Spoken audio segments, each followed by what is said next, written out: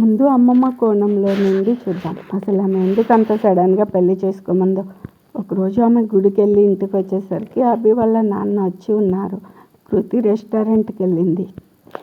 హాల్లో కిషోర్ తెగ మురిసిపోయి మాట్లాడుతూ ఉన్నాడు. అప్పటికే అభి గుళ్ళో ఆ రౌడీలకి సైగ చేయడం చూస్తుండడంతో తనని చూడగానే ఆమెకి కోపం వచ్చింది. సరే కిచెన్లో ఉన్న శ్రావణి దగ్గరికి వెళ్ళి ఆ పింజారి వెధవ ఇక్కడేం చేస్తున్నాడు అనగానే శ్రావణి ఎవరు అని అడిగింది కంగారుగా. ఆమె వాడే ఆ అభిగాడు. శ్రావణి అయ్యో అమ్మ ఏంటమాట, అయినా అభిని పట్టుకుని ఏంటది అనగానే ఆమె వాడేమైనా దిగొచ్చాడా?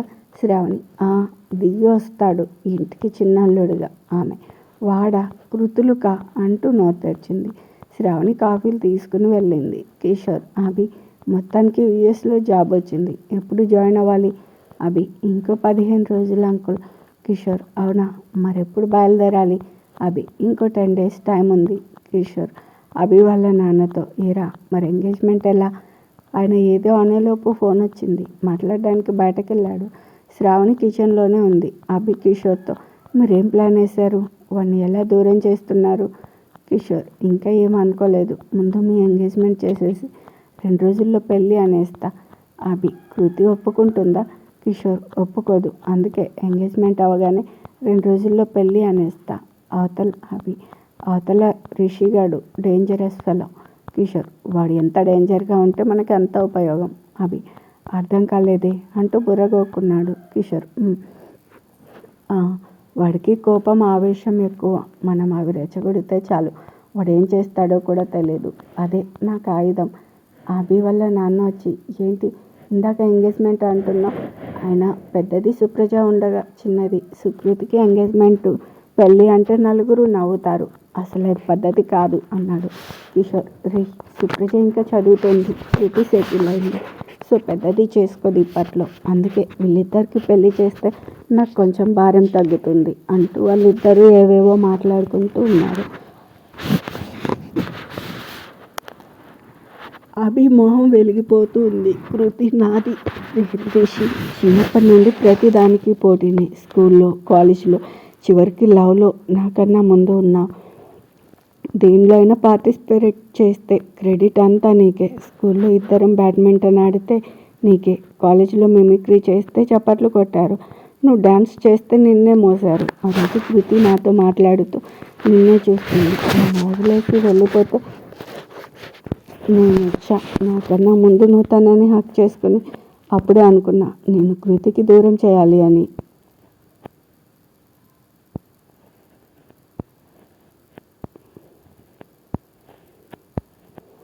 అలా ఆలోచిస్తున్న అభితో కిషోర్ అభి నువ్వు అన్నీ అనుకున్నట్లే జరుగుతాయి అన్నాడు. శ్రావణిని పిలిచి ఇంకో 4 రోజుల్లో కృతికి అభికి ఎంగేజ్మెంట్, అప్పుడే తనకు చెప్పకు అన్నాడు. అభి వల్ల నాన్న సరేరా మేము ఇంకా బయలుదేరుతాం, మా ఆవిడతో మాట్లాడి ఏ విషయం చెప్తా అనేసి వెళ్ళిపోయారు. అంతా విన్న అమ్మమ్మ బయటకు వచ్చి అల్లుడు గారు మీరేం చూసి అభిని కృతికి ఇచ్చి పెళ్లి చేయాలనుకుంటున్నారు? కిషోర్ మీరేం చూసి అప్పుడు మీ అమ్మాయినికి నన్ను సెలెక్ట్ చేశారు?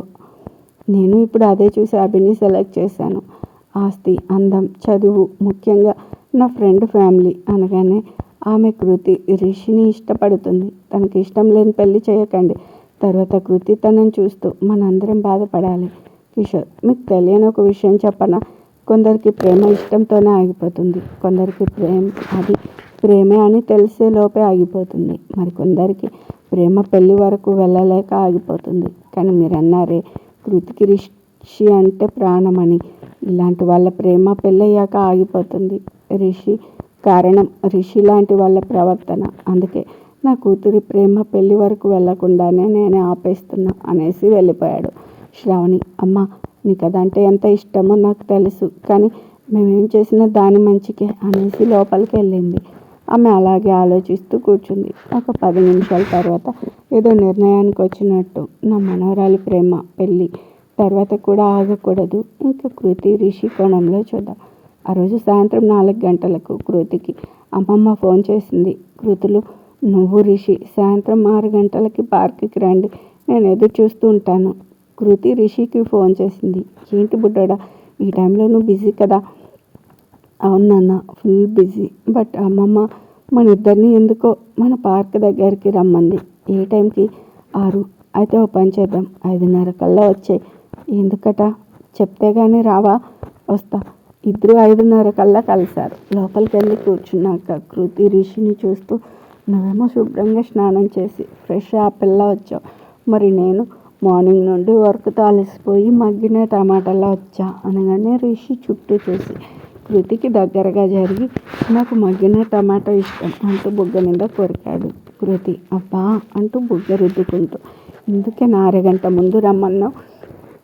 రిషి కృతి భుజం మీద చేసి, చిన్ను అసలు ఎక్కడే నన్ను పట్టించుకుంటున్నావు?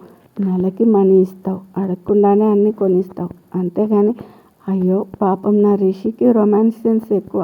రోజు వెళ్ళి 2 కిసులు ఇద్దామనేదే లేదు. కృతి తల కొట్టుకుంటూ, ఇచ్చేదాకా ఆగుతున్నావా నువ్వు? రిషి ఇచ్చి చూడు, మళ్ళీ ఇచ్చేదాకా అడగను. కృతి ఇవ్వకపోతేనే ఇలా ఉన్నావు, ఇంకా ఇస్తే నువ్వు ఆగుతావా? రిషి అందుకనే నా ప్లాన్లో నేను ఉన్నా అనగానే అమ్మమ్మ ఎంటరై, నా ప్లాన్లో నేను ఉన్నా, అందుకే అరగంట ముందే వచ్చా నీ సంగతి తెలిసి అనగానే కృతి రిషి ఇద్దరు దబుక్కొని లేచి నిల్చున్నారు. ఆమె వచ్చి రిషితో, నీ ప్రయత్నాలు ఎంతవరకు వచ్చాయి? రిషి ఇన్స్టిట్యూట్లో ట్రైనింగ్ తీసుకుంటున్నా బామ్మగారు. ఇంకో 1 ఇయర్లో నేను అనుకున్నది అనుకున్నట్లుగా జరగచ్చు. కృతి ఏంటమ్మమ్మ సడన్గా రమ్మన్నావు? విషయం చెప్పు. ఆమె మీ ఇద్దరికి రేపు పెళ్ళి. సుకృషిలు షాక్. ముందు రిషి ఇంత సడన్గా పెళ్ళి, నేను ఇంకా సెటిల్ అవ్వలేదు, ఆయన అంత తొందర ఏముంది?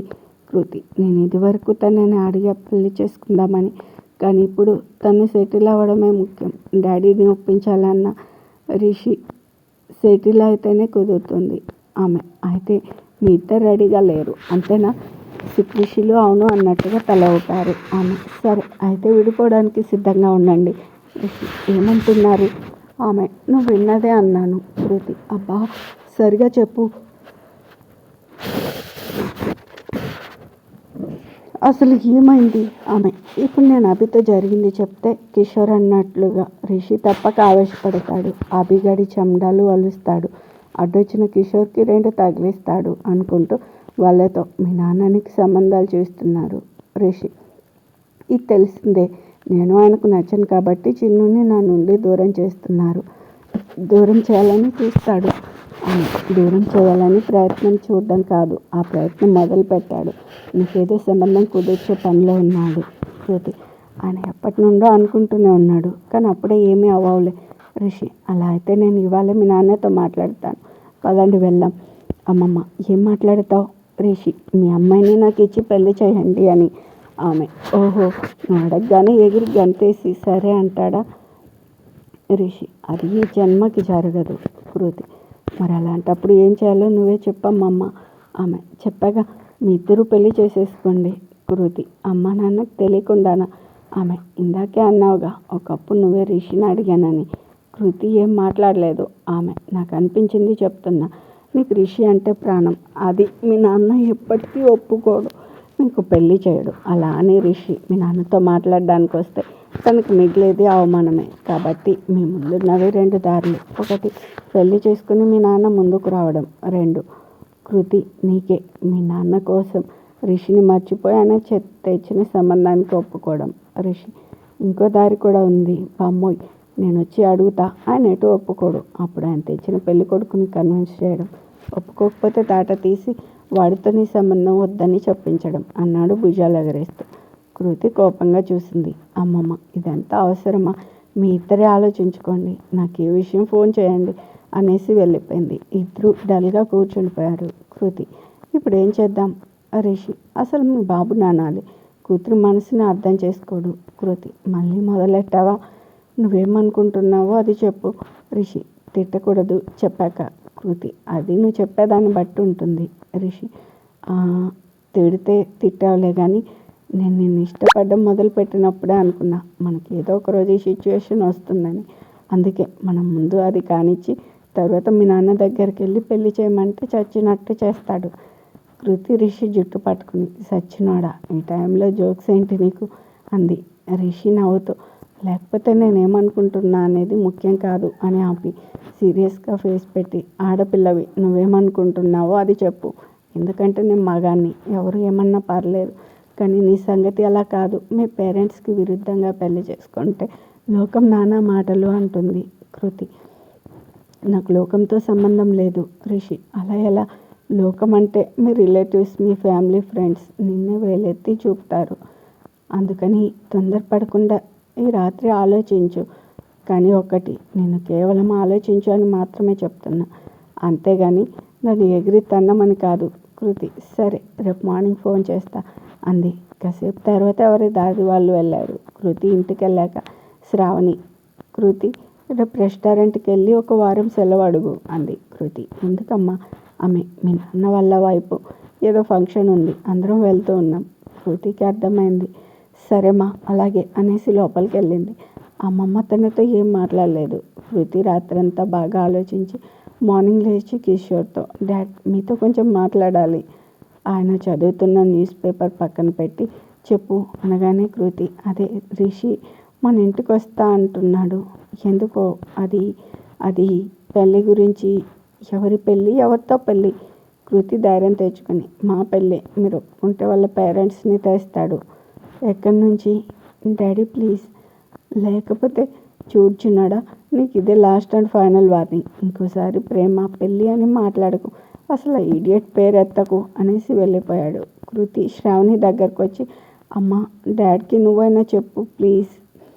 రిషి చాలా మంచోడు, నన్ను ప్రాణం కన్నా ఎక్కువగా చూసుకుంటాడు. ఆమె పెళ్ళి కాకుండానే అతన్ని అంతలా నమ్ముతున్నావు. నేను మీ నాన్న 22 ఏళ్ళుగా కాపురం చేస్తున్నాం. నాకెంత ఉండాలి గౌరవం, నమ్మకం మీ నాన్న నిర్ణయాల మీద.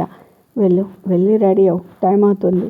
కృతి రెడీ అయ్యి బయటకు వచ్చి రిషికి ఫోన్ చేసింది. చెప్పు చిన్ను, ఏం ఆలోచించావు? నేను రెస్టారెంట్కి వెళ్ళి ఇవాళ రేపు సెలవు పెట్టొస్తా. రేపే మన పెళ్ళి. రిషి బాగా ఆలోచించావా? కృతి రిషి మరది? కృతి ఏది? రిషి అన్నీ నేనే చెప్పాలి. చిలిపి, వస్తున్నా, కలుద్దాం. కృతి రెస్టారెంట్కి వెళ్ళి లీవ్ తీసుకుని బయటకు వచ్చింది. ఎదురుగా రిషి. కృతి పద షాపింగ్కి. రిషి ఒక చిన్న బాక్స్ తీసి అందులో నుండి తాలిబొట్టు, నల్లపూసలు బయటకు తీశాడు. కృతి భలే ఉన్నాయని అవి పట్టుకుని చూసింది. రిషి నచ్చాయా? కృతి చాలా అంటే చాలా, కానీ ఇవి ఎప్పుడు కొన్నావు? రిషి లాస్ట్ ఇయర్ కరాటే కాంపిటీషన్లో విన్ అయితే మనీ వచ్చాయి కదా, వాటితో. కృతి అవి దేనికో ఫీజు కట్టా అన్నావు. రిషి హలో మేడం, ఆ మాత్రం కొనకపోతే ఎలా, అందుకే అలా చెప్పా, అంతేకాదు అంటూ కవర్ తీశాడు. దానిలో నుండి సారీ, పట్టు చీర. కృతి వావ్ సూపర్, ఇది కూడా అప్పుడే కొన్నావా? రిషి అవును బుడ్డి. కృతి మరి బ్లౌజు? రిషి సరిగ్గా చూడు చిన్ను, ఆ శారీ పికో చేసింది, అలాగే బ్లౌజ్ కుట్టే ఉంది. కృతి ఎలా అంది ఆశ్చర్యంగా. రిషి మిత్రగాడి చూసుకుంది అదంతా. కృతి సూపర్, అయితే పద నీకు డ్రెస్ కొందాం. రిషి అంటే నేను ఇవన్నీ కొన్నా, నువ్వు మాత్రం ఏం కొనలేదా అంటూ కృతి చెవిలాగాడు. కృతి మాస్టరు, మాకు మీ అంత తెలివి లేదు కానీ పద. ఇద్దరు ముందు రిషికి షెర్వాణి, అటు తర్వాత కృతి రిషికి ఉంగరం, చైను తీసుకుంది. లంచ్ టైంకి ఏదో రెస్టారెంట్కి వెళ్ళారు. కృతి ఏంటో ఇవన్నీ, మన వాళ్ళు చేస్తే చాలా బాగుండేది, అన్నీ మనమే చేసుకోవాల్సి వచ్చింది. రిషి సరే కానీ మీ నాన్నకి నా కాళ్ళు కడిగే అదృష్టం లేదు, ఏం చేద్దాం అని చాణక్యకి కాల్ చేస్తూ ఇప్పుడే వస్తాను పక్కకి వెళ్ళాడు. కృతి మిత్రకి కాల్ చేసి, వసే ఇంటికి వెళ్ళి వారమైంది, వచ్చే ఉద్దేశం ఉందా లేదా అనగానే వెనక నుండి ఎవరో తల మీద పీకారు. చూసేసరికి మిత్ర. కృతి ఆనందంగా, ఎప్పుడొచ్చావే? మిత్ర మార్నింగ్ అంటూ తన ఎదురుగా కూర్చుంది. కృతి అంటే మీ ఫ్రెండ్ కాల్ చేశాడా? మిత్ర అంటే నేను లేకుండానే పెళ్లి చేసుకుందామని రిషి వచ్చి, మిత్ర లేకుండా మా పెళ్ళి అంటూ కృతి పక్కన కూర్చున్నాడు. కృతి ఫుడ్ ఆర్డర్ ఇచ్చింది. మిత్ర ఇంతకీ పెళ్ళెక్కడా? రిషి అదంతా చాణక్య వాళ్ళు చూసుకుంటున్నారు. కృతి వాళ్ళు కొన్నవి చూపించింది. మిత్ర బాగున్నాయి, సరే నాకేం కొన్నారు? పెళ్ళి పెద్దని. రిషి కృతి వైపు చూసి నవ్వాడు. కృతి ఒక కవర్ ఇచ్చింది, గోల్డ్ కలర్ లెహంగా. మిత్ర వావ్ పదండి, ఎప్పుడు తినే తిండేగా, ముందు పెళ్ళి చేసేసుకోండి. కృతి అంటే నువ్వు లెహంగా వేసుకోవడానికి మేము ఇప్పుడే పెళ్ళి చేసుకోవాలా? మిత్ర అంతే అంతే. రిషి సరే సరే, తొందరగా కానివ్వండి, చాలా పనులు ఉన్నాయి. లంచ్ తర్వాత ఇంకా ఏం కావాలో కొనేసుకుని ఈవినింగ్ రిషి ఫ్రెండ్స్ని కలిశారు. గుడికి వెళ్ళి అన్నీ చెక్ చేసుకున్న తర్వాత రిషితో సరే నేను బ్యూటీ పార్లర్కి వెళ్ళి ఇంటికి వస్తా. రిషి, హే నీకు అలవాట్లేదుగా. కృతి, నువ్వంటే ముట్టుకుంటే మాసిపోయే రంగు, నేను అలా కాదుగా. ఏదో నీకు పోటీగా రావాలి అందుకే. రిషి, సరే మార్నింగ్ 8కి వచ్చే. మా వదినకి నేను చెప్పలేదు, నువ్వే తీసుకురా. కృతి సరే అని మిత్రతో వెళ్ళింది. నెక్స్ట్ డే కృతి లేచి చూసేసరికి 6:30 అయింది. సుప్రజ కనపడలేదు. అమ్మమ్మని అడిగితే ఏదో పనుందని అరగంట క్రితమే వెళ్ళిపోయింది. కృతి, సరే నేను ముందు వెళ్తా, నువ్వు వెనక్కి వస్తావుగా. ఆమె, ఎక్కడికి? కృతి, గుడికి. ఆమె, నేను రావడం లేదు.